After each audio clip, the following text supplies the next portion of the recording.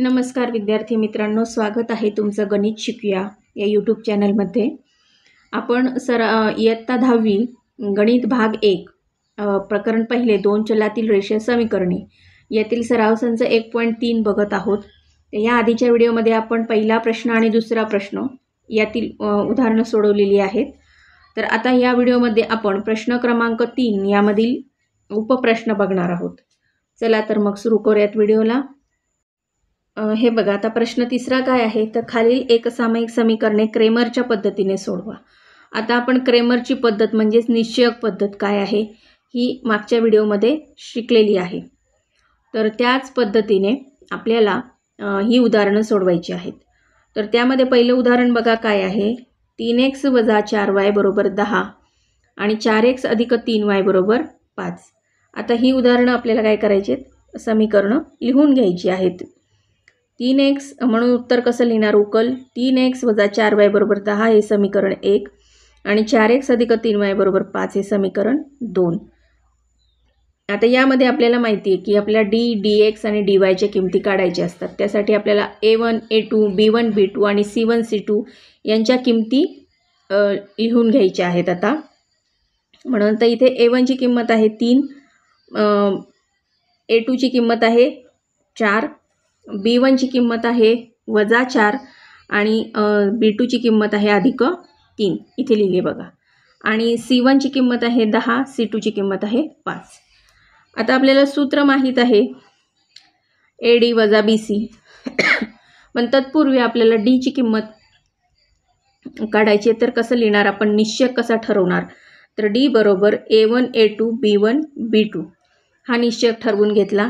त्याच्यामध्ये आता किमती भरायच्या a1 ची आणि a2 ची 3 आणि 4 उभ्या स्तंभामध्ये बघा, आणि b1 b2 किती आहे -4 आणि 3। मग आता यांचं काय करायचं, हा AD - BC या सूत्रानुसार काय करायचं आहे, गुणाकार करून घ्यायचा आहे। म्हणून 3 × 3 वजा कंसात -4 × 4, मग 3 त्रिक किती येतात, 9 येतात, हे वजा चिन्ह इथे तसंच, आणि 4 चोक किती येतात, ह्या कंसातला गुणाकार करायचा, 4 चोक येतं 16 आणि त्याचा गुणाकार काय त्यांना चिन्ह काय येतं, तर ह्या -4चं चिन्ह इथे येतं, म्हणून -16। मग आता पुढे काय आहे की हा 9 हा तसाच घ्यायचा। आता हा वजा जो आहे कंसाच्या बाहेर, त्या कंसाच्या बाहेरच्या वजामुळे कंसातल्या आतील प्रत्येक पदाचे चिन्ह बदलत असतं, म्हणून हे वजाचं काय होणार, अधिक होणार, म्हणून 19 + 16 किती येतं उत्तर 25, म्हणून d किती आला आपला 25 आला। आता याचप्रमाणे आपल्याला dx काढून घ्यायचा आहे। हे बघा, dx काढण्यासाठी आपल्याला निश्चयक लिहून घ्यायचा आहे c1, c2, b1, b2। आता त्याच्या किमती घालायच्या 10, 5, -4 आणि 3, आणि ते सूत्र AD - BC नुसार त्यांचा गुणाकार करायचा, 10 × 3 वजा कंसात -4 × 5, म्हणून 30 वजा कंसात -4 × 5 चा गुणाकार किती येतो वजा, आणि 4चं चिन्ह येतं वजा। मग हे कंसाच्या बाहेर हे काय आहे, वजाचं चिन्ह, मग आतील सगळ्या पदांची चिन्ह काय होतात, संख्यांची चिन्ह बदलतात, म्हणून 30 + 20 dxचं उत्तर किती येतं 50। मग आता dy ची किंमत काढण्यासाठी आपल्याला काय करायचं आहे, आधी निश्चयक लिहून घ्यायचा आहे a1, a2, c1, c2।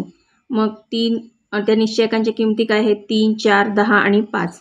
मग AD - BC सूत्र आपलं, मग 3 × 5 - 10 × 4, म्हणून 3 × 15, 3 × 5 15, 3 × 5 15 वजा 10 × 4 म्हणजे 40 -40, आणि dy ची किंमत येते 15 - 40 म्हणजे -25, कारण चिन्ह काय येतं, मोठ्या संख्येचं येतं। आता आपल्याला तिन्ही किंमत मिळाल्यात बघा, d ची किंमत मिळाली आहे, dx ची किंमत मिळाली आहे, dy ची किंमत मिळाली आहे। मग आता आपण क्रेमरच्या पद्धतीनुसार हे x आणि y च्या किमती काढून घेऊ। म्हणून dx/d = 50/25 = 2, म्हणून x बरोबर किती आलं, 2 आलं।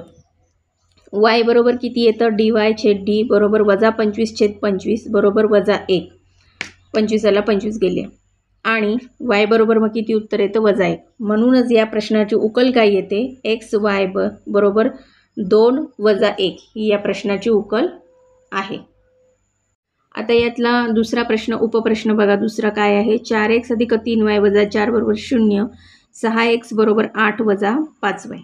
आता हे जे गणित आहे हे सोडवण्यासाठी आपल्याला आधी काय करावं लागणार आहे, तर हे समीकरण आधी ax अधिक by अधिक बरोबर c या स्वरूपात लिहावं लागणार आहे. चला तर मग आता उकल बघूयात. दिलेली समीकरणे ax अधिक by बरोबर c या स्वरूपात लिहू.